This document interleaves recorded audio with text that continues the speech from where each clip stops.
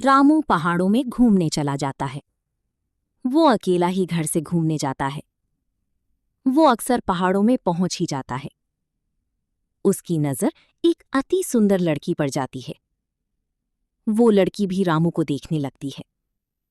फिर वो एक दूसरे के पास आते हैं और बातों ही बातों में उनकी गहरी दोस्ती हो जाती है। कुछ समय बातें करते हैं और बिछड़ने का वक्त आ जाता है, क्योंकि रामू को अब जाना होता है।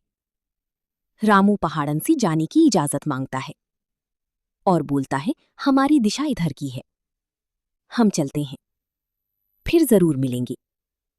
रामू पहाड़न को गले लगाता है और घर की ओर चल पड़ता है। रामू कबीलदारी में उलझ जाता है। उसकी घर की ही बहुत काम होते हैं। उसको पहाड़न को मिले को सालों ही निकल जाते हैं। गलती उससे इतनी हो गई थी कि वो पहाड़न का नंबर लेना भूल जाता है। उससे चाह ही इतना हो गया होता है। फिर रामू अपनी दर्द भरी कहानी अपने करीबी दोस्त को सुनाता है। उसका दोस्त उसकी प्रेम कहानी ध्यान से सुनता है और वो उसको चिट्ठी लिखने को बोलता है।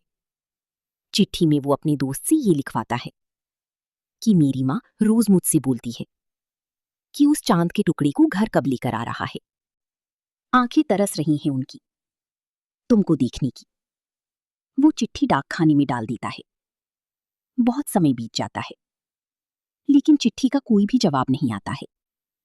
जब वो पहाड़न से मिला था, उसने उसका एड्रेस ले रखा था। उसी एड्रेस पर चिट्ठी का जब जवाब नहीं आता है, तो वो उसी एड्रेस पर चला जाता है। ढूंढता ढूंढता एक व्यापारी के पास चला जाता है।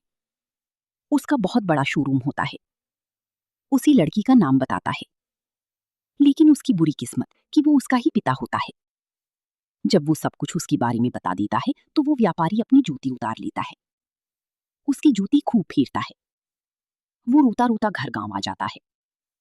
गांव में आकर अपनी दोस्त को सब सच बताता है, तो वो खूब हंसने लगता है। शिक्षा। इस कहानी से हमें ये शिक्षा मिलती है